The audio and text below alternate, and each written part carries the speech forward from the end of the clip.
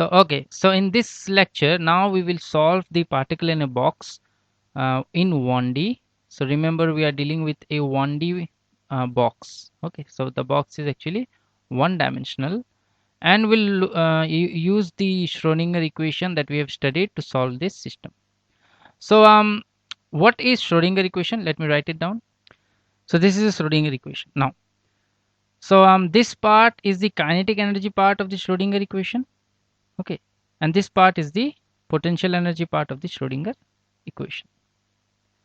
Now, you try to understand that this is a system where the particle, so this one is a particle, so the particle is going to be in a state of constant energy. So for example, we will give this particle will have some constant energy E, and the probability of finding this particle in this region P will not be a function of time, it will only be a function of space.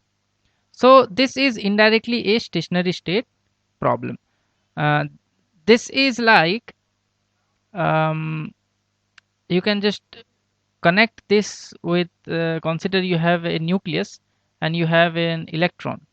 Okay, and this electron is revolving around the nucleus.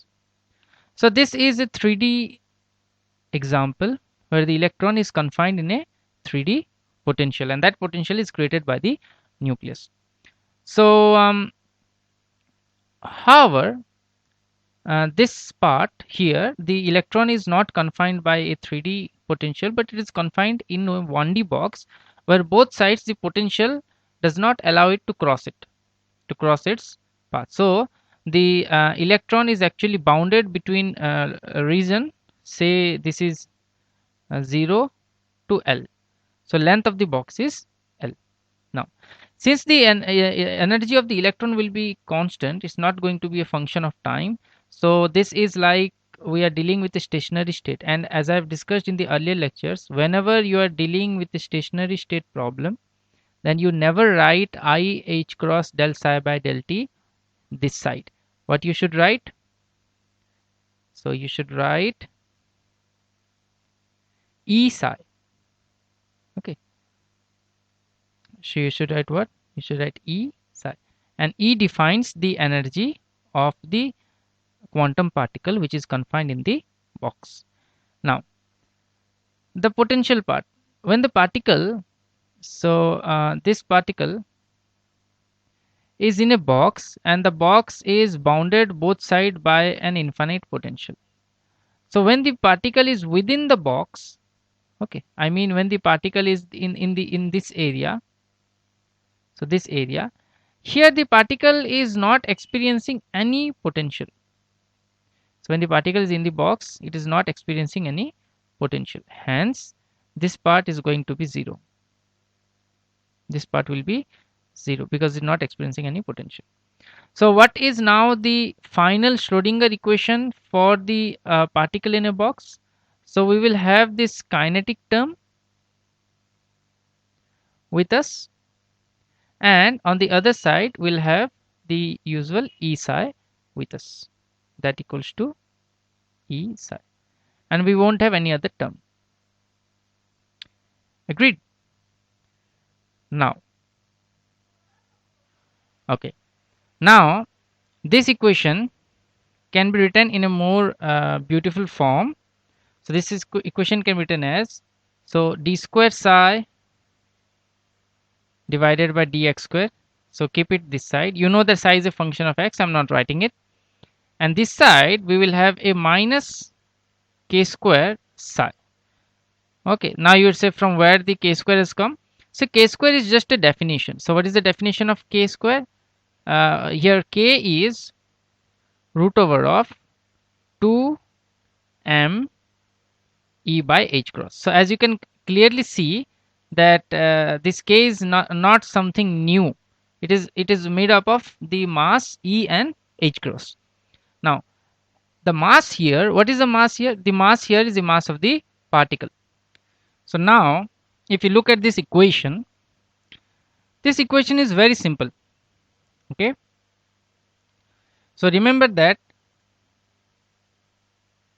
This is nothing but the Schrodinger equation, and this Schrodinger equation has just got simplified because of the condition that we have put. But have we put all the condition? No. So there are three conditions for this system. So let me write what are the conditions here. So first condition is that the potential is 0 within the box. I mean, see, the potential is also a function of x, okay, because we are dealing with 1D box. So the potential is 0 whenever you are within the box. So when I'm saying you are within the box, it means your x is ranging from 0 to L. This is the first condition that we have put into the Schrodinger equation, and the potential term vanishes. The second constraint is that the potential is infinite at x equals to 0 and at x equals to L. So when the potential is infinite, it means the electron cannot exist here and the electron cannot exist here on the walls. So what is the meaning of this? It means that the wave function is 0 whenever the x is 0 or L, because wave function means what? Wave function itself represents the wave nature of particle. So if the particle cannot exist here on the wall, so it means the particle is not there. It means there is no wave function. Agreed? So now, as I said, the first constraint is already been applied, that result into a simplified Schrodinger equation. The second constraint, however, will be applied to the solution.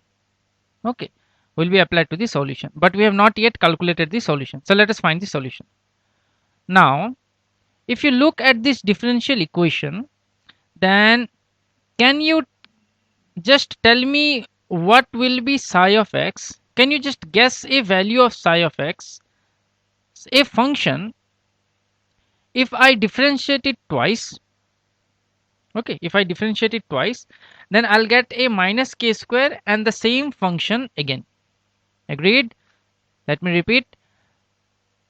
I said guess such a function, such a psi of x, whose double differentiation will give me the function itself with an extra minus k square term. Agreed? So what type of function becomes the same function when we double differentiate it? Trigonometric functions. For example, you consider sine of kx. Okay, so if you differentiate this sine of kx twice, okay, so when you differentiate this sine of kx twice, then what will happen? Obviously you'll get a minus k square and you'll get the function again, that is sine of x. So this is only a plus 2 thing that you can do it yourself. Okay, so the first guess is that the psi can be written as some amplitude a and sine x. Agreed? Sine kx. But is this enough? You would say no, because there is another function cos kx that satisfies the same condition that the sine kx satisfies. And when you apply this double differentiation to cos kx, you again find you will get a minus k squared term with cos kx again. I mean, you get the same function. Agreed? So either you can take your wave function as in the form of sine kx, or you take the wave function in the form of cos kx. But an interesting thing about differential equation is that they are linear. If these two equations satisfy the differential equation, then their sum will also satisfy differential equation. So the second possible solution is you can use a b cos kx. So what I want to say here is that if you have a particle in a box, then this is the simplified Schrodinger equation, and this is the wave function that will represent the particle in a box. Agreed? But you would say that, hey, this is not the complete wave function. We can simplify this wave function further by applying constraint number 2. So let us see what happens when we apply constraint number 2 onto our solution. That will again simplify and give us new results. So constraint number 2 says, okay, so constraint number 2 says that psi of 0 should be 0. Agreed? So this is what constraint number 2 says. So that means if you put the value, what will be psi of 0? So you will have a sine, so kx, so k into 0 is 0, and you will have a b cos 0. Agreed? And this should be equals to 0 because the wave function of the particle will not exist exactly on the wall, because on the wall there is an infinite potential and the electron cannot be there. So this easily explains that for this left hand side to be 0, okay, so you can easily see that this part is 0, everything is okay. This part is 0 because sine 0 is 0, but here cos 0 is not 0, so you have to assume that b goes to 0. It means constraint number 1 says that your b has to be 0. This is what constraint number 1 says. Now constraint number 2 says that again that psi of L, so 1 is psi of 0 is 0, psi of L is 0. Okay, so what is psi of L? Since your wave function has been reduced to this simple form, what is the simple form? Psi of x is equals to a sine kx, because b is 0 from the condition at x equals to 0. Now this is again 0 at where? At L. So what is the mathematics that we are going to do? So we can write sine, so a sine kl, okay, a sine kl has to be 0. Now can you tell me something, when will be this 0? When, see, a is not 0, that is sure. So under what condition sine kl will be 0? Remember your old mathematics, we know that sine of n pi is always 0. Remember that sine of n pi is always 0.